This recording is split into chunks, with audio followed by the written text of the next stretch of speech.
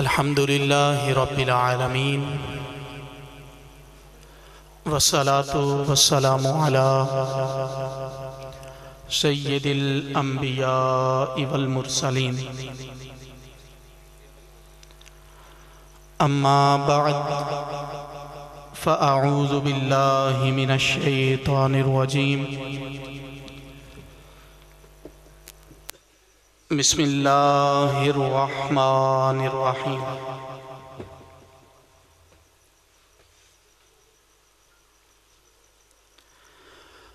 لقد من اللہ علی المؤمنین اذ بعث فیہم رسولا من انفسہم یتلو علیہم آیاتہ ویزکیہم وَيُعَلِّمُهُمُ الْكِتَابَ وَالْحِكْمَةَ وَإِنْ كَانُوا مِنْ قَبْلُ لَفِي ضَلَالٍ مُبِينٍ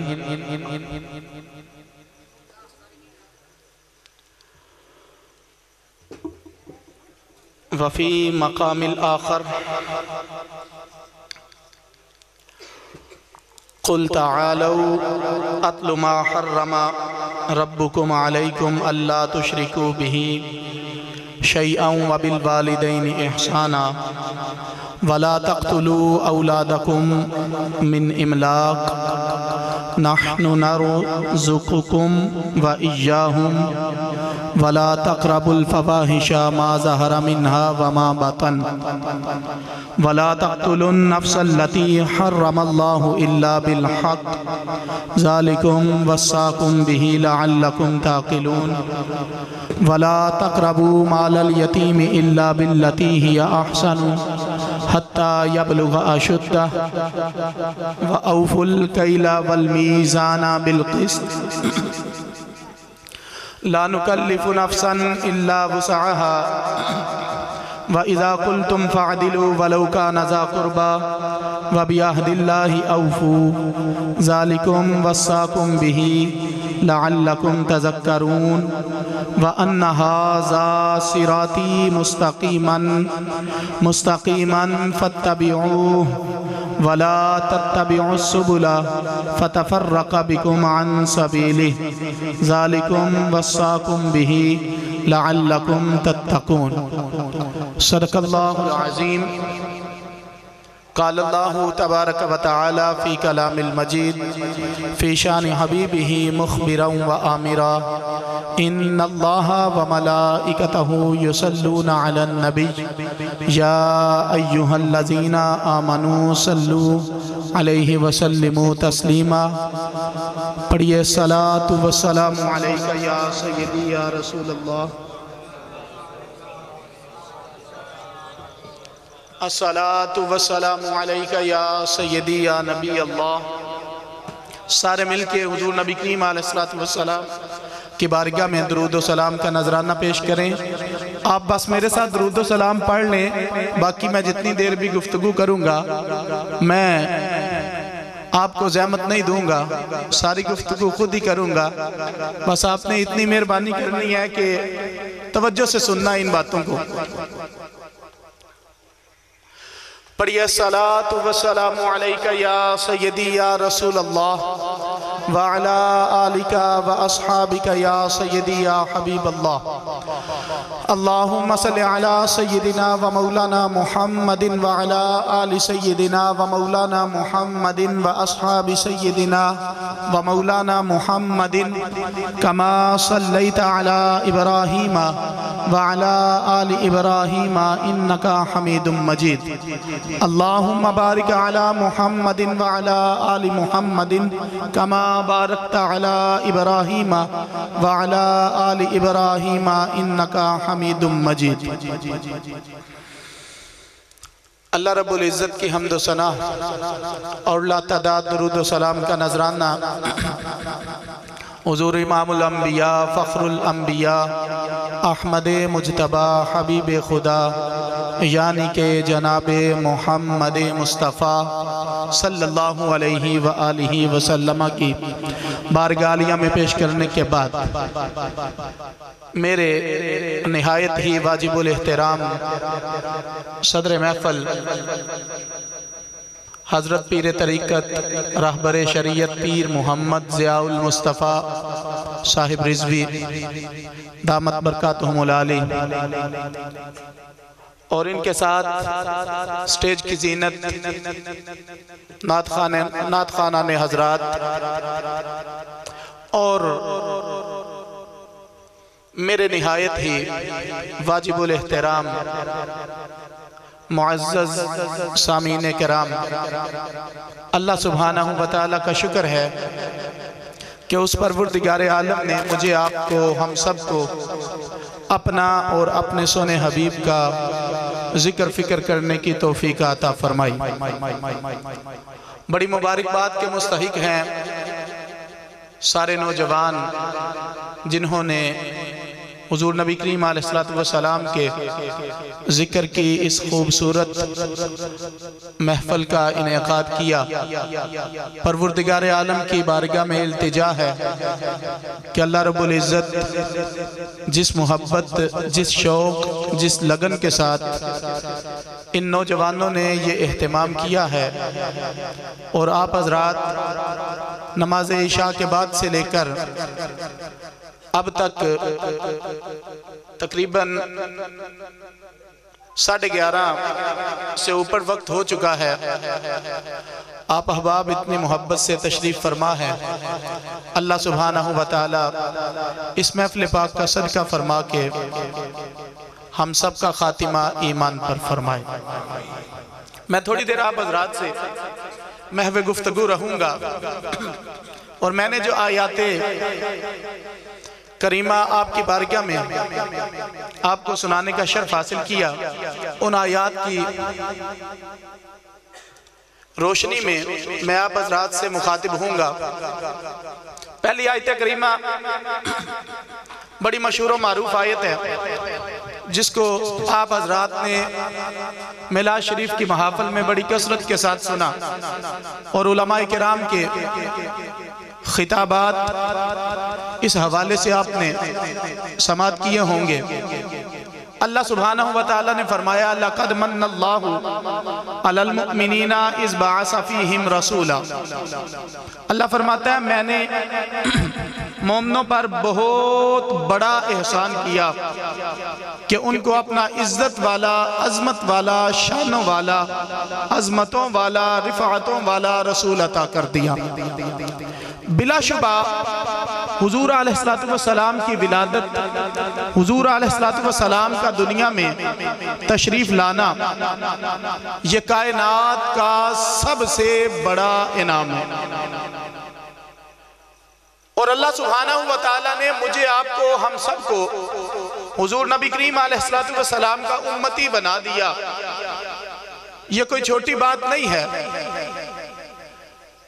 اس انعام کا، اس بات کا اندازہ آپ اس بات سے لگا سکتے ہیں کہ جناب موسیٰ علیہ السلام جیسے جلیل القدر صاحب کتاب پیغمبر اللہ کی بارگاہ میں التجا کرتے رہے یا اللہ مجھے بھی نبی آخر الزمان کا امتی بنا دے، اور ہم نے عالم ارواح میں کوئی عبادت تو نہیں ایسی کی، ہم نے کوئی ایسی نیکی، ہم نے کوئی ایسا کام تو نہیں کیا کہ اللہ سبحانہ وتعالی نے ہمیں اپنے محبوب کا امتی بنا دیا۔ بلا شبہ حضور نبی کریم علیہ السلام کا امتی بننا، حضور علیہ السلام کا ہماری طرف مبعوث ہونا یہ کائنات کا سب سے بڑا انعام ہے۔ اللہ نے حضور کو بھیجا، اللہ نے فرمایا من اللہ علی المؤمنین، میں نے مومنوں پر احسان کیا۔ کیا احسان کیا؟ اِذْ بَعَثَ فِيهِمْ رَسُولًا، اللہ فرماتا ہے میں نے اپنا رسول مبعوث کر دیا، رسولا من انفسہم، اور جو رسول مبعوث کیا ہے وہ تمہارے اندر سے ہی کیا ہے۔ اس کی کیا وجہ ہے؟ اللہ چاہتا تو کسی فرشتے کو بھیج دیتا رسول بنا کر، لیکن کہنے والوں نے پتہ کیا کہنا تھا؟ او جی وہ تو فرشتہ تھا، اس کے لیے کون سا مشکل تھا جہاد کرنا؟ او جی وہ تو فرشتہ تھا، اس کے لیے کون سا مشکل تھا پیٹ پہ 2 پتھر باندھنا؟ او جی وہ تو فرشتہ تھا، اس کے لیے کون سا مشکل تھا سوم وصال رکھنا؟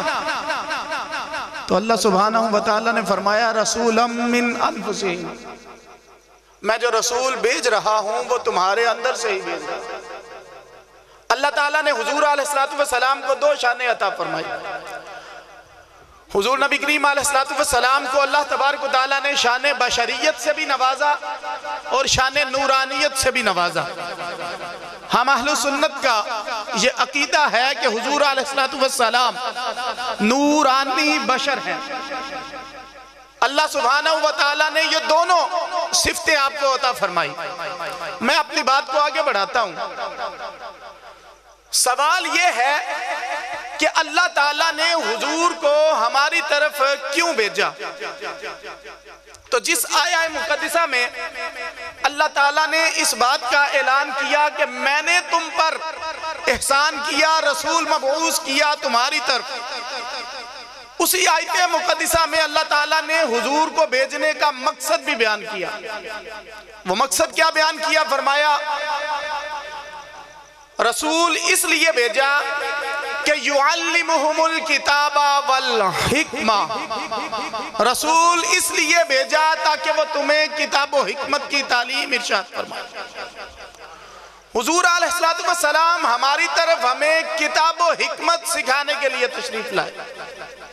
دوسرے لفظوں میں یہ سمجھ لیجئے، یہ جان لیجئے کہ حضور علیہ السلام ہماری طرف ہمیں قرآن سکھانے، قرآن پڑھانے کے لیے تشریف لائے۔ یہ قرآن کیا ہے؟ قرآن کا پیغام کیا ہے؟ 8ویں سپارے سورۃ الانعام کے اندر اللہ سبحانہ وتعالی نے کچھ احکامات ارشاد فرمائے۔ اللہ تعالیٰ نے اپنے محبوب سے فرمایا قل، اے میرے محبوب آپ فرما دیجئے، تعالو ادھر آؤ، اتلو ما حرم ربکم، میں تمہیں پڑھ کے بتاؤں، میں تمہیں سکھاؤں، میں تمہیں بتاؤں کہ کون سی چیزیں ہیں جو تمہارے رب نے تم پر حرام کی ہیں۔ اب احکامات کی ایک تفصیل ہے جو میں آپ احباب کے سامنے عرض کروں گا۔ اللہ فرماتا ہے کہ اے محبوب آپ اپنے غلاموں کو بلائیں، ان کو اکٹھا کریں، ان کو بتائیں، تعالو ادھر آؤ، اتلو ما حرم ربکم علیکم، میں تمہیں بتاتا ہوں کہ تمہارے رب نے تم پر کون سی چیزیں حرام کی۔ پہلی چیز اللہ نے فرمایا اللہ تشرکو بہ شیئا، اللہ فرماتا ہے میرے ساتھ کسی کو شریک نہیں ٹھہرانا، میرا شریک نہیں ٹھہرانا کسی کو۔ اس لیے کہ اللہ تعالیٰ نے فرمایا ان الشرک لظلم عظیم، بلا شبہ شرک سب سے بڑا گناہ ہے۔ اور اللہ قرآن کریم میں ہی فرماتا ہے ان اللہ لا یغفر ان یشرک بہ ویغفر ما دون ذلک لمن یشاء۔ اللہ فرماتا ہے یاد رکھو میں شرک کرنے والے کو معاف نہیں کروں گا۔ جو بندہ اپنے دامن پہ شرک کا داغ دبا لے کے آئے گا، اللہ فرماتا ہے ان اللہ لا یغفر، میں اسے معاف نہیں کروں گا، وَيَغْفِرُ مَا دُونَ ذَلِكَ لِمَن يَشَاءُ، اللہ فرماتا ہے اس کے علاوہ جو کچھ بھی تم کرتے رہو گے، جو بھی گناہ کرو گے، اللہ فرماتا ہے میں انہیں معاف کر دوں گا۔ اس کے بعد آگے چلیں، اللہ تعالیٰ نے اس آیت مقدسہ میں فرمایا وَبِالْوَالِدَيْنِ اِحْسَانًا، فرمایا والدین پر احسان کرنا، والدین پر احسان کرنا ہے، والدین کے ساتھ احسان والا رویہ رکھنا، نیکی کرنی والدین کے ساتھ۔ حضرات ذی وقار اللہ سبحانہ وتعالی نے اپنی الوہیت کے بعد دوسرے نمبر پر حقوق العباد کا جب ذکر کیا تو حقوق العباد میں سب سے پہلے ماں باپ کا ذکر کیا۔ اور یاد رکھیں حضور علیہ السلام کی خدمت میں حضور کے ایک صحابی عرض کرنے لگے، یا رسول اللہ صلی اللہ علیہ وآلہ وسلم مجھے ارشاد فرمائے سب سے زیادہ حق مجھ پر کس کا ہے؟ حضور علیہ السلام نے فرمایا تیری ماں کا۔ یا رسول اللہ اس کے بعد کس کا حق ہے؟ حضور علیہ السلام نے فرمایا پھر تیری ماں کا۔ یا رسول اللہ اس کے بعد کس کا حق ہے؟ حضور علیہ السلام نے فرمایا پھر تیری ماں کا۔ یا رسول اللہ اس کے بعد کس کا حق ہے؟ حضور علیہ السلام نے فرمایا تیرے باپ کا۔ آپ حضرات بیٹھ جائیں۔ نبی کریم علیہ السلام نے فرمایا تیرے باپ کا۔ اس سے معلوم ہوا کہ کائنات میں اللہ سبحانہ وتعالی کی الوہیت کے بعد والدین کا کتنا بڑا مقام۔ ایک صحابی کہنے لگے یا رسول اللہ میں نے اپنی ماں کو کندھوں پہ سوار کروا کے عرب کے پتھریلے پہاڑوں پر چلتا ہوا بیت اللہ شریف لے کے آیا، حضور میں نے طواف کروایا، عمرہ کروایا اپنی ماں کو۔ حضور کیا میں نے ماں کا حق ادا کر دیا؟ حضور علیہ السلام کا جواب سنیں۔ حضور علیہ السلام نے فرمایا جب تو دنیا میں آیا تھا تیری ماں کو جو تکلیف کے جھٹکے لگے تھے تو نے تو اس ایک جھٹکے کا حق بھی ادا نہیں کیا۔ فرمایا تو کیسے سمجھتا ہے سارا حق ادا کر دیا؟ اور ایک حدیث میں حضور علیہ السلام نے فرمایا سنو ذرا جوانو، میلاد والے آقا کا میلاد منا رہے ہو، حضور علیہ السلام کے سینے پہ اترنے والی کتاب قرآن کا پیغام سنو۔ اللہ کے نبی علیہ السلام نے فرمایا تیرے باپ کی رضا میں رب کی رضا ہے اور تیرے باپ کی ناراضگی میں اللہ کی ناراضگی ہے۔ حضرات ذی وقار آپ سجدے کرتے رہے، عبادتیں کرتے رہے، ریاضتیں کرتے رہے، اور میں ایک جملہ کہنے کی جسارت کرنے لگا ہوں، آپ میلاد کی محفلیں سجاتے رہے، لیکن یاد رکھیں اگر گھر میں باپ راضی نہیں ہے، اگر باپ ناراض کر کے آپ یہاں پر بیٹھے ہیں تو اللہ نہیں مانے گا۔ یا اللہ تو کیسے مانتا ہے؟ اللہ فرماتا ہے میں تو بڑی جلدی مان جاتا ہوں، مجھے منانا ہے، جا اپنے باپ کو منا لے، تیرا باپ مان گیا تو مجھے منانے کی ضرورت ہی نہیں پڑے گی۔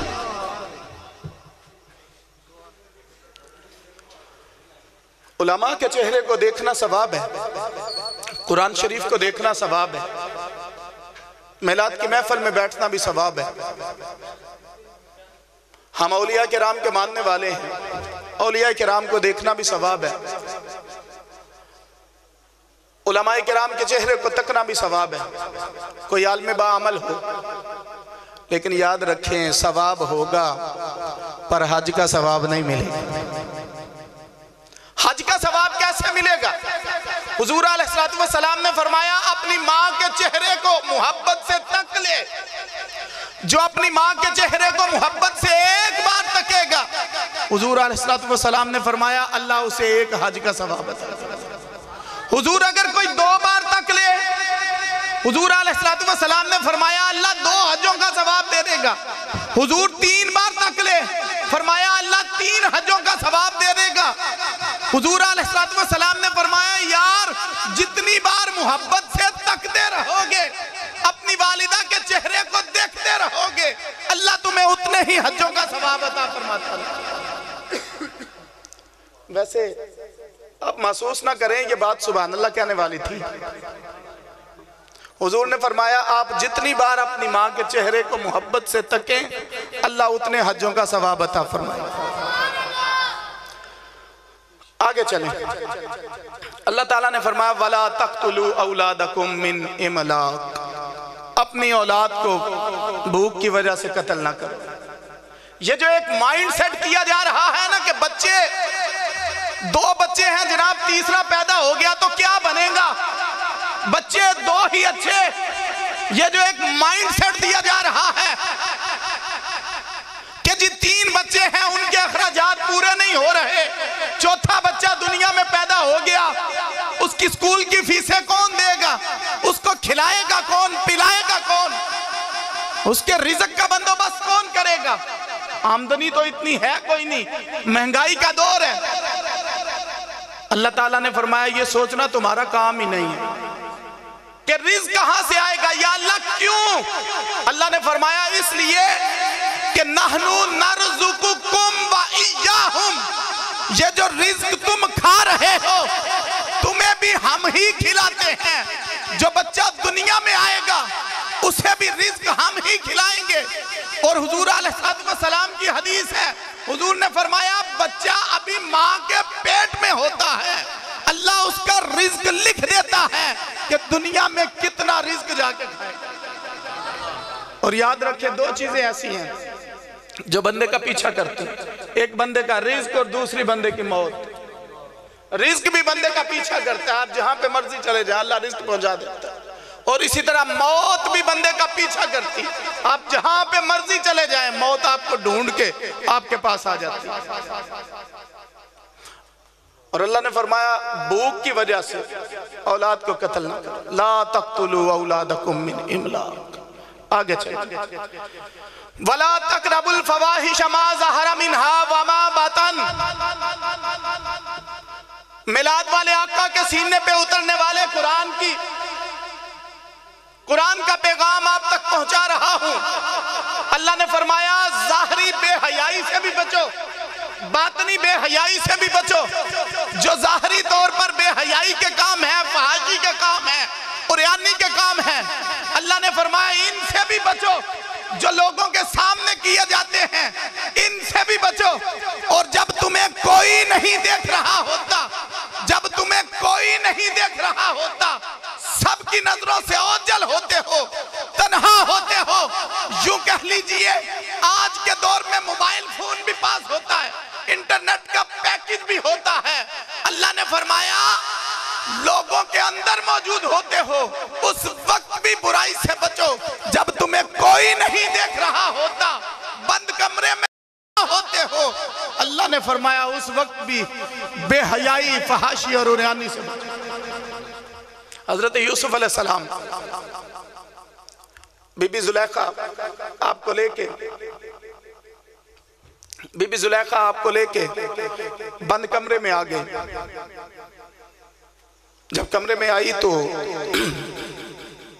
اس کمرے میں ایک بت پڑا تھا، اس کا برائی کرنے کا ارادہ ہوا تو اس نے بت کے اوپر کپڑا ڈال دیا، درود اسلام پڑھیں۔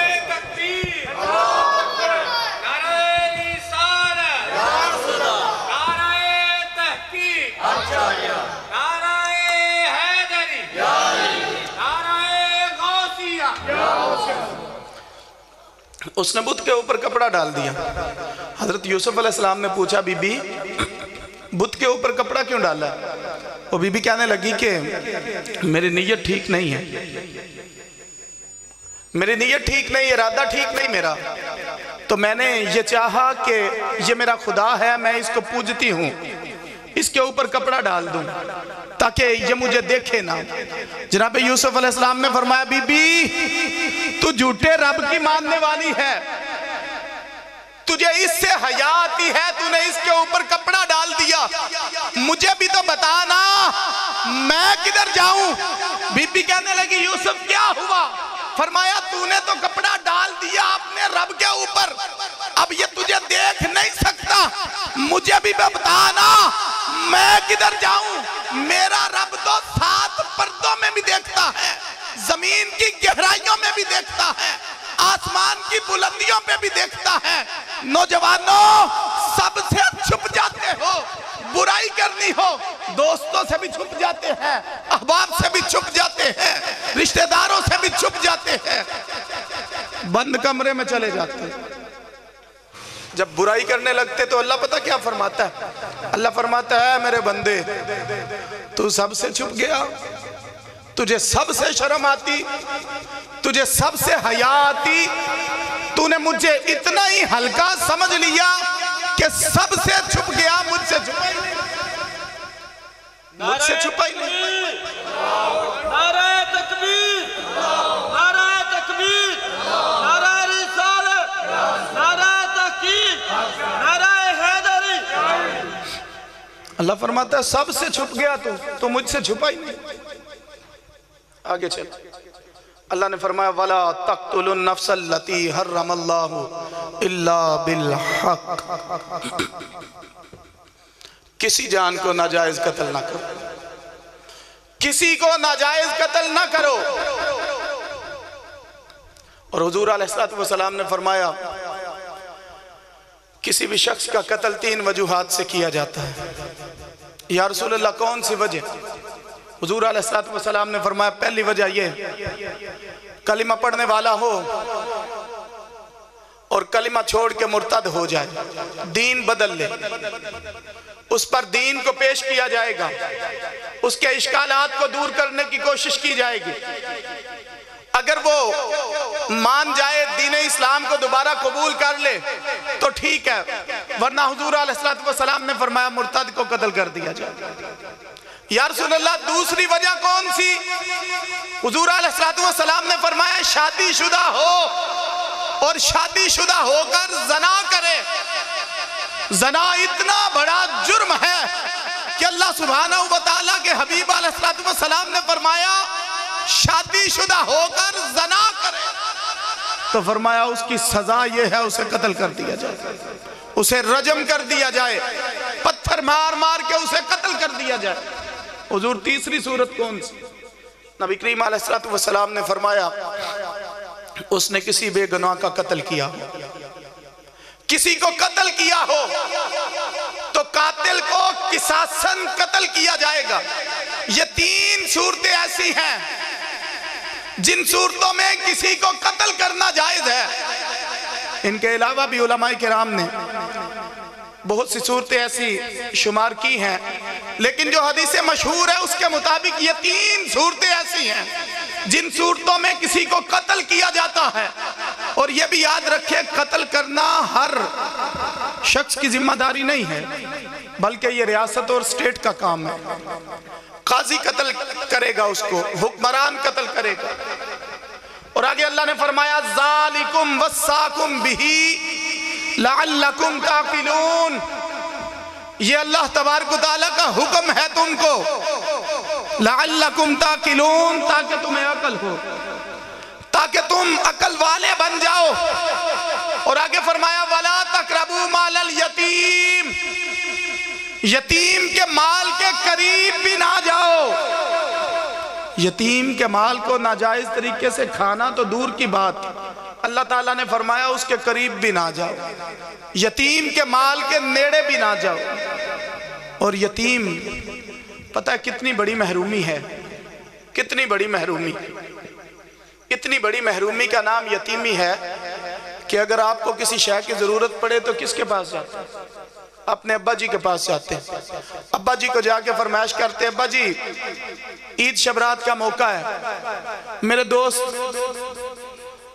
مختلف قسم کی شاپنگ کر رہے ہیں، برانڈڈ کپڑے خرید رہے ہیں، برانڈڈ جوتے خرید رہے ہیں، مجھے بھی جوتا دلوائیے، مجھے بھی کپڑے دلوائیے، مجھے بھی مہنگا موبائل فون دلوائیے۔ اگر ابا جی نہ مانے اماں جی کے پاس چلا جاتا ہے، اماں جی ابا جی کو کہتی ہیں کوئی بات نہیں بچہ ہے لے دیں۔ اور ذرا سوچے تو صحیح جس کا باپ ہی نہ ہو، جس کے سر پہ باپ کا سایہ ہی نہ ہو، وہ کس کے پاس جائے گا؟ وہ تو اپنی اماں کے پاس آئے گا کہ اماں مجھے مہنگا سوٹ دلا دے۔ اماں اپنے پلو میں منہ کر کے چند آنسو بہائے گی اور پھر کہے گی بیٹا تو نہیں جانتا 4-5 گھروں کا کام کرتی ہوں تو پھر تیرے سکول کی فیسیں پوری ہوتی ہیں، 4-5 گھروں کا کام چلتی ہوں پھر تیرے گھر کا چولہا چلتا ہے۔ اور میرے نبی نے فرمایا انا وکافل الیتیم فی الجنتی ہاکذا، حضور علیہ السلام نے فرمایا میں اور یتیم کی کفالت کرنے والا جنت میں اس طرح ہوں۔ سبحان اللہ، نعرہ تکبیر، نعرہ رسالت، نعرہ رسالت، نعرہ رسالت، نعرہ تحقیق، آمد مصطفیٰ، عظمت والدین۔ حضور نے فرمایا میں آنا وکافل الیتیمی فی الجنتی ہاکذا، میں اور یتیم کی کفالت کرنے والا جنت میں اس طرح ہوں گے۔ ہم دعا مانگتے ہیں کہ یا اللہ جنت عطا فرما، یا اللہ جنت الفردوس عطا فرما، تو ایسے کام ہی کیوں نہیں کرتے کہ جنت کہے یا اللہ بندہ بڑا چنگا مجھے دے دے۔ ایسے کام کریں جناب، ایسے کام کریں، یتیموں غریبوں سے پیار کریں۔ حضور علیہ السلام نے فرمایا یتیم کے سر پہ ہاتھ پھیر، جتنے بال نیچے آئیں گے اللہ تمہیں اتنی نیکیاں عطا کر دے۔ کرنا کچھ نہیں آپ نے، بس اس طرح اس کے سر پہ ہاتھ پھیرنا۔ آپ ہاتھ پھیریں گے جتنے بال نیچے آئیں گے اللہ اتنی نیکیاں عطا کر دے۔ اور حضور علیہ السلام نے پتہ کیا فرمایا؟ فرمایا یتیم جب دعا مانگتا ہے اللہ کی بارگاہ میں، اللہ فرشتوں سے فرماتا ہے فرشتوں پیچھے ہٹ جاؤ، آسمان کے دروازے کھول دو، زمین سے میرے عرش تک جتنی بھی رکاوٹیں ہیں، جتنے بھی حجابات ہیں، سب کو اٹھا دو۔ فرشتے عرض کرتے یا اللہ کیا ہوا؟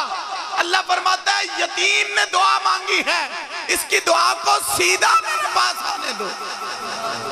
یتیم کی دعا سیدھی اللہ کی بارگاہ میں جاتی ہے۔ وَلَا تَقْرَبُوا مَالَ الْيَتِيمِ، اللہ فرماتا ہے یتیم کے مال کے قریب بھی نہ جاؤ۔ اور قرآن کریم میں ایک مقام پہ اللہ نے فرمایا کہ جو یتیموں کا مال کھاتے ہیں وہ ایسے ہی ہے جیسے اپنے پیٹوں میں نری آگ ڈال رہے ہیں۔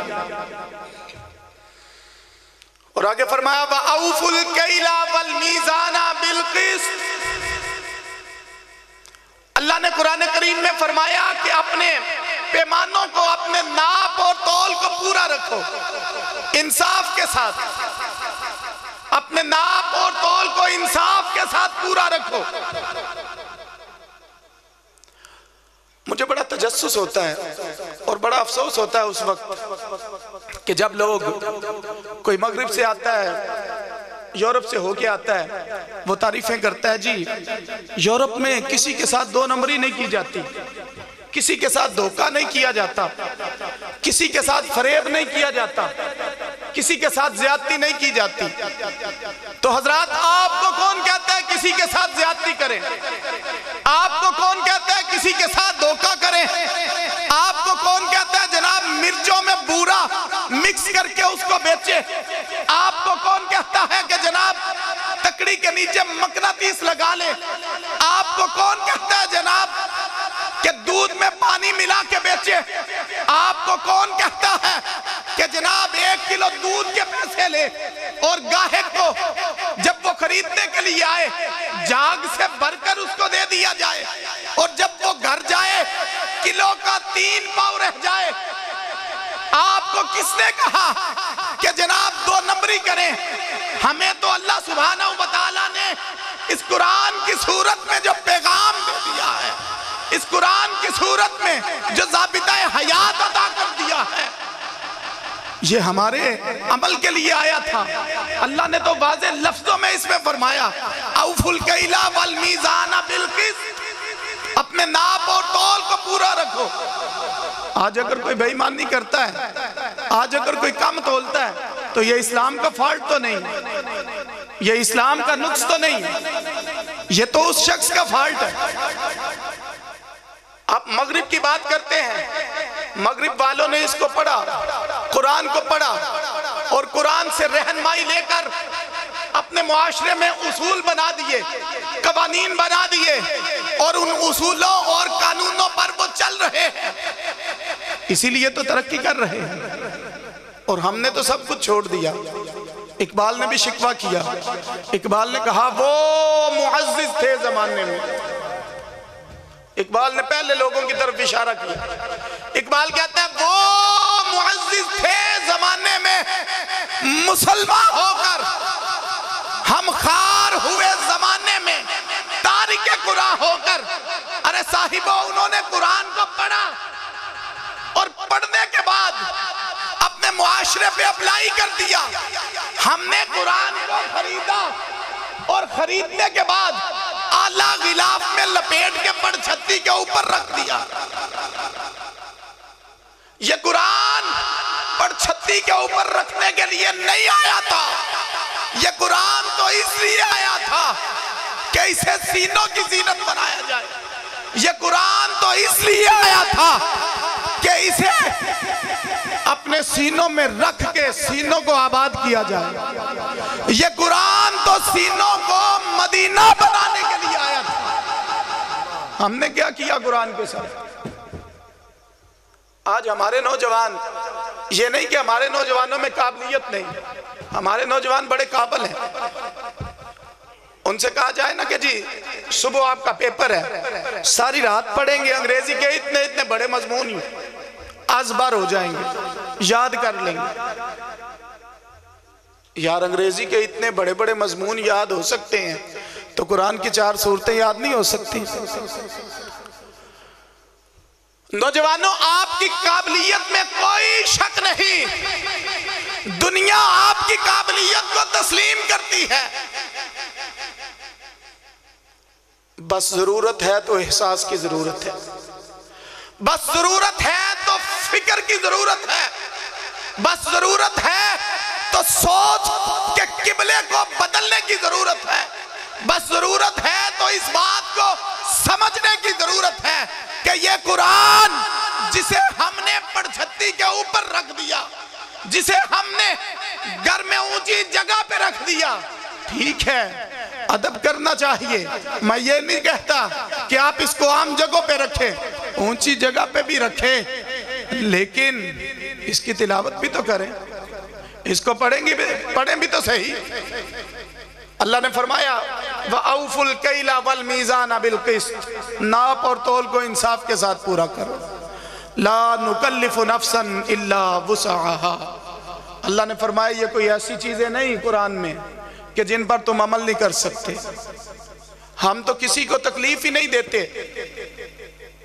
हम तो किसी को ऐसी तकलीफ ही नहीं देते जिसको वो बर्दाश्त ना कर सके, हम तो किसी को ऐसे अहकामात का मुकल्लफ ही नहीं बनाते जिन पर वो अमल ना कर सके। ये कुरान ऐसी किताब तो नहीं है जिस पर आप अमल ना कर सके, ये कुरान का पैगाम ऐसा पैगाम नहीं है जिसको सुनकर आप अमल न कर सके। ये कुरान तो वो किताब है कि इकबाल जैसा बंदा तड़प गया, उसने कहा वो मुअज़्ज़िज़ थे जमाने में मुसलमानों का। क्यों मुअज़्ज़िज़ थे? इसलिए कि उन्होंने कुरान को अपनी जिंदगी में नाफिज किया, इसलिए कि उन्होंने कुरान के मुताबिक अपनी जिंदगी का ओढ़ना बिछोड़ना बना लिया, इसलिए कि वो समझ गया इस बात को तस्लीम कर लिया कि हमारी कामयाबी कुरान पर अमल करने में है, हमारी निजात कुरान की तालीमात को अपनी जिंदगी का हिस्सा बनाने में।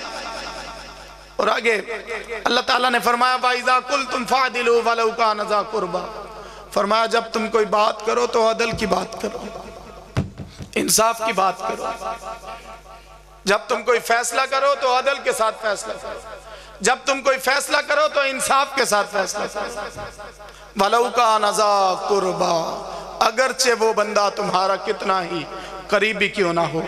और आगे फरमाया वबिअहदिल्लाहि औफू, अल्लाह के वादों को पूरा करो, अल्लाह के साथ जो वादे किए उनको पूरा करो।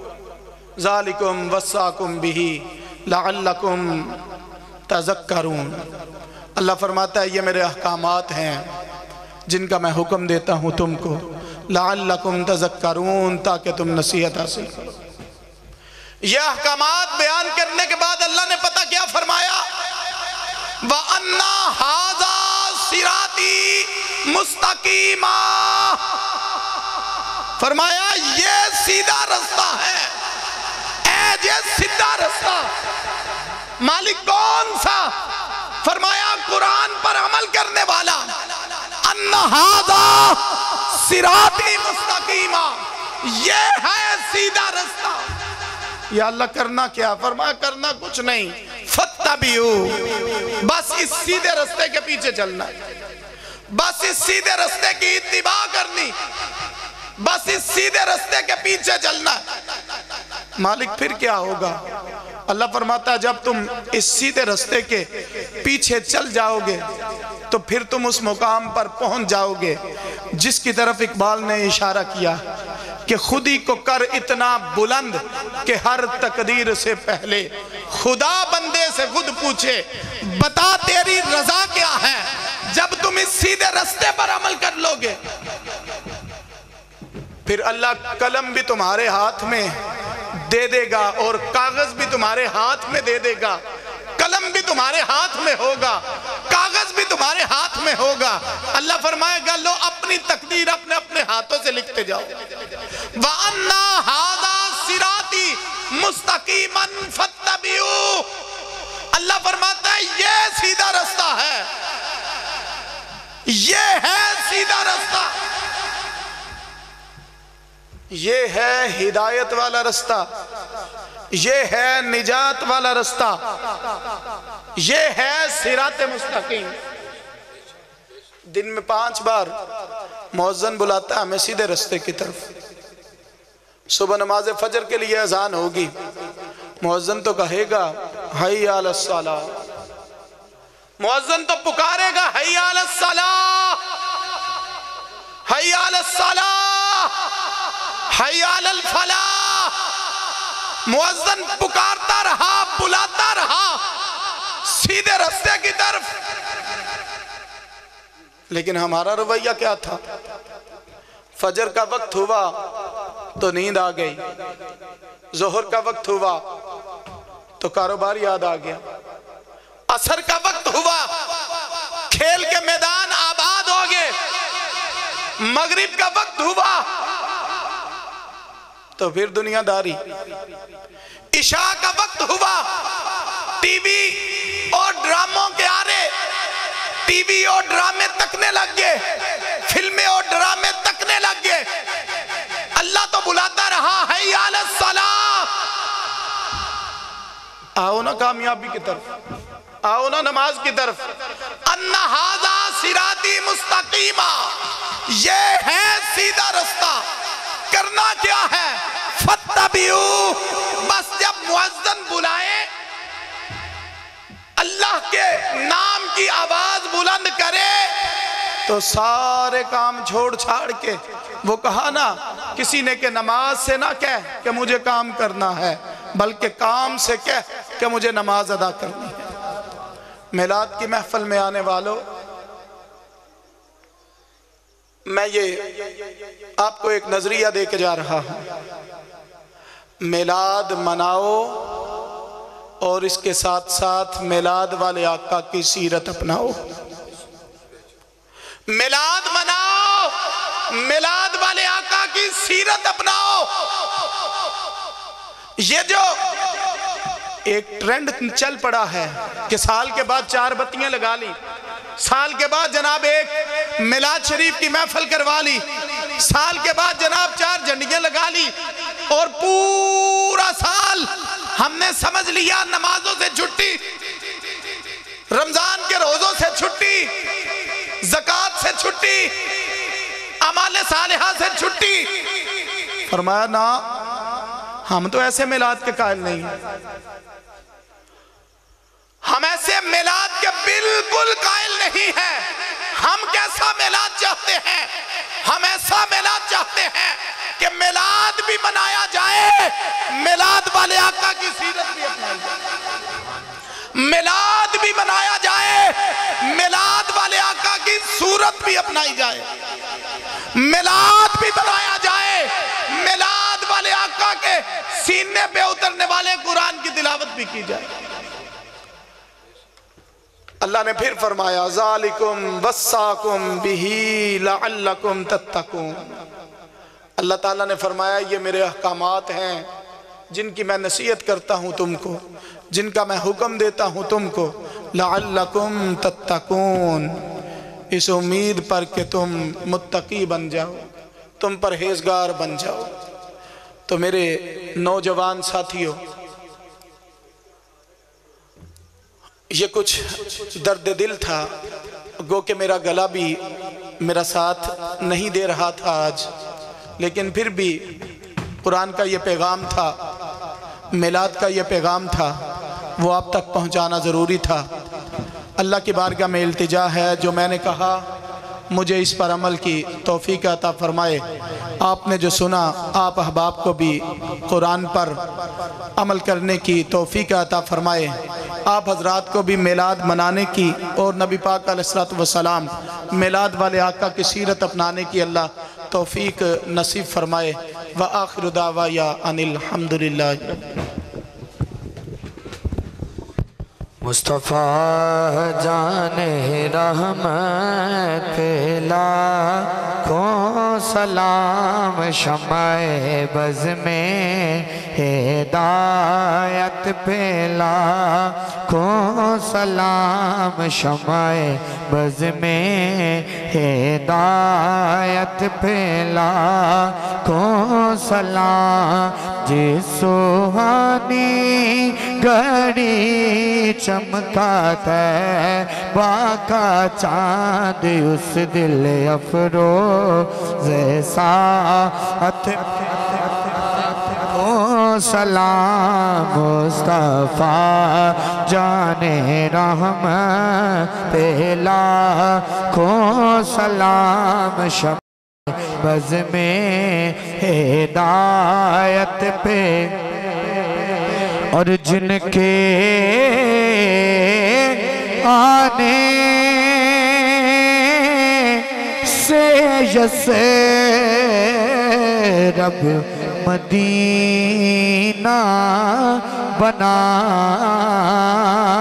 جن کے آنے سے یس رب مدینہ بنا، ان کی اعلیٰ ولادت پہ لاکھوں سلام۔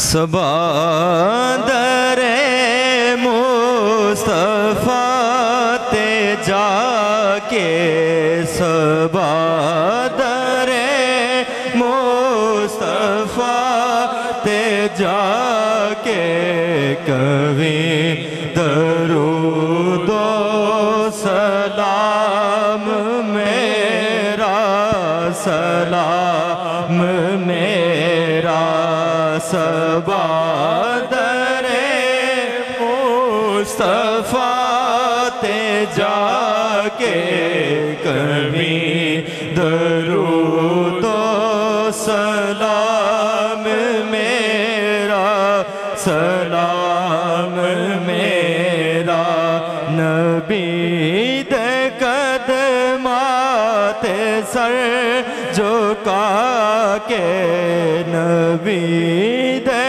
قدمات سر جھکا کے، کبھی درود و سلام میرا، سلام میرا،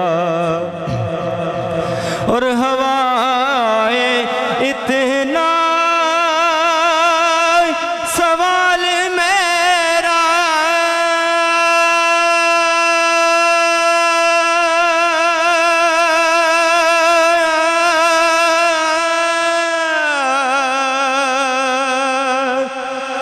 مدینہ ہووے گزر جے تیرا، مدینہ ہووے گزر جے تیرا، ہوائے اتنا سوال میرا، ہوائے اتنا سوال میرا، مدینہ ہووے گزر جے تیرا، مدینہ ہووے گزر جے تیرا، تو لے کے روزے دے گرد پھیرا، تو لے کے روزے گرد پھیرا کبھی درود و سلام میرا سلام میرا نبی دے قدمات سر جھکا کے نبی دے قدمات سر جھکا کے کبھی درود و سلام میرا سلام اور لے آ مدینے دا سب نے راستہ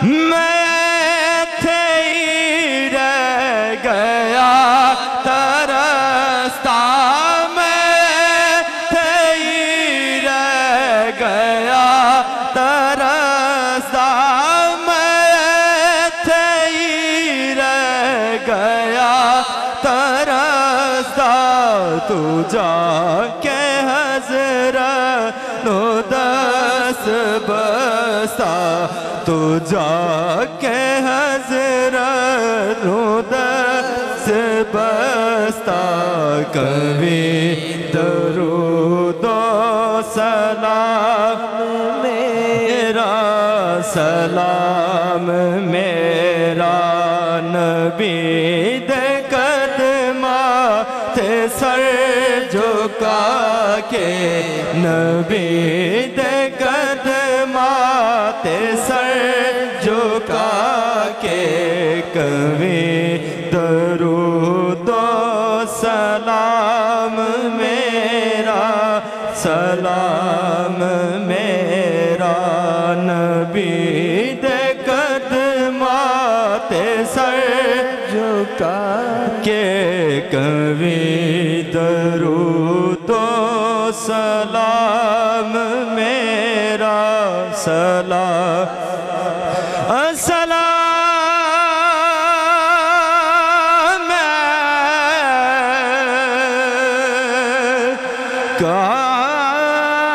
کال کملی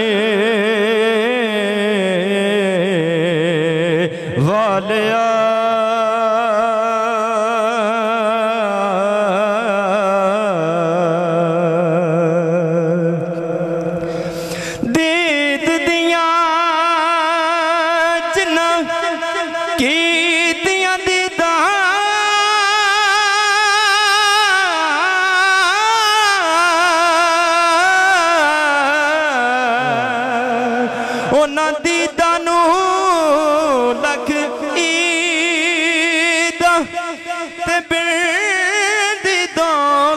عید نہ ہووے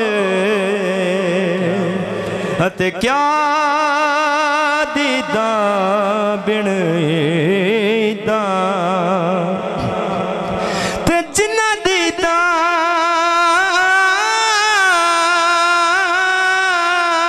تو میرا دل پر رچیا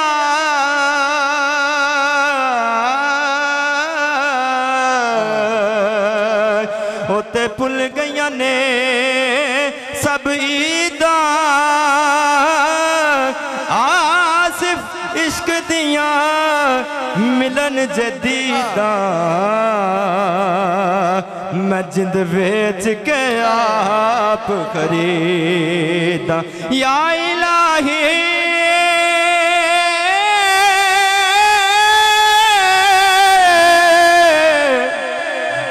صدقہ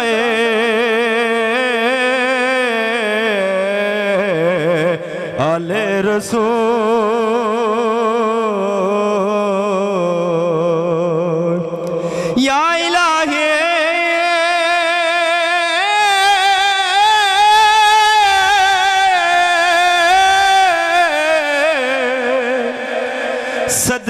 صدقہ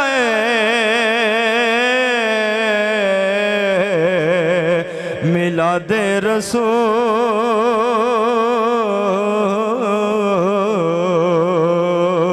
ہمارا یہ سلام ہے آجزانہ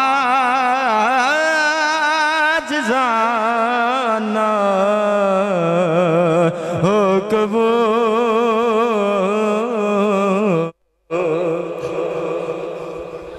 تمام باپ اپنی اپنی جگہوں پہ تشریف رکھیں، انشاءاللہ دعا کے بعد لنگر کا وسیع انتظام ہے، وہ بھی لے کے جائیے گا۔ شکریہ۔ اللہم صلی علی سیدنا و مولانا محمد وبارک وسلم وصلی علیہ۔ اللہم آتنا فی الدنیا حسنۃ وفی الآخرۃ حسنۃ وقنا عذاب النار۔ یا الہ العالمین، ہمارا یہاں پر آنا بیٹھنا، تیرا اور تیرے پیارے حبیب علیہ السلام کا ذکر کرنا، سننا سنانا اپنی بارگاہ میں قبول فرما۔ یا اللہ اس ذکر پاک کو ہم سب کے لیے ذریعہ نجات بنا۔ پروردگار عالم محفل میلاد پاک کا صدقہ فرما کے جتنے بیمار ہیں سب کو صحت عطا فرما، بے اولادوں کو اولاد نورینہ صالحہ عطا فرما، اولاد والوں کی اولاد کو فرما بردار بنا، سب کے رزق مال جان اولاد عزت آبرو میں برکتیں عطا فرما۔ یا الہ العالمین، اٹھے ہاتھ خالی جولیاں گوہر مراد سے بھرپور فرما۔ حاضرین اپنے دلوں میں جو نیک جائز حاجتیں تمنائیں التجائیں لیے بیٹھے ہیں یا اللہ ان کو پورا فرما۔ یا الہ العالمین، حضور نبی کریم علیہ السلام کی پیاری پیاری تعلیمات پر عمل کرنے کی توفیق عطا فرما۔ حضور نبی کریم علیہ السلام کے اسوہ کاملہ کے مطابق زندگی گزارنے کی توفیق عطا فرما۔ پروردگار عالم حضور نبی کریم علیہ السلام کا سایہ شفقت نصیب فرما۔ یا الہ العالمین، ہم سب کے ماں باپ اساتذہ کرام کی عمر میں علم میں عمل میں برکتیں عطا فرما، جو دنیا سے جا چکے ہیں اللہ ان کی مغفرت فرما۔ یا الہ العالمین، ہم سب کا خاتمہ ایمان پر فرما، قبر اور حشر میں حضور نبی کریم صلی اللہ علیہ وآلہ وسلم کی معرفت اور شفاعت نصیب فرما۔ یا اللہ یہ جن نوجوانوں نے مل کے اہتمام کیا ہے اللہ ان کا یہ اہتمام اپنی بارگاہ میں قبول فرما کے ان کے لیے ذریعہ نجات بنا۔ یا الہ العالمین، حضور نبی کریم علیہ السلام کے میلاد کا صدقہ فرما کے ان جوانوں کی جوانیوں میں برکتیں فرما، ان جوانوں کے سینوں کو حضور نبی کریم علیہ السلام کی محبت سے بھرپور فرما۔ ربنا تقبل منا انکا انت السمیع العلیم وتب علینا انکا انت التواب الرحیم۔ یا اللہ وطن عزیز ملک پاکستان کی حفاظت فرما، اندرونی بیرونی سازشوں دشمنوں سے محفوظ فرما، وطن عزیز کو ہر طرح کی دہشت گردیوں سے محفوظ فرما۔ یا اللہ جو لوگ حضور نبی کریم علیہ السلام کی شان میں بے ادبیاں گستاخیاں کرتے ہیں یا اللہ ان کو نیست و نابود فرما، ان کو تباہ و برباد فرما۔ یا اللہ مسلمانوں کی صفوں میں اتفاق اور اتحاد فرما۔ وصلی اللہ علی حبیبہ محمد وبارک وسلم۔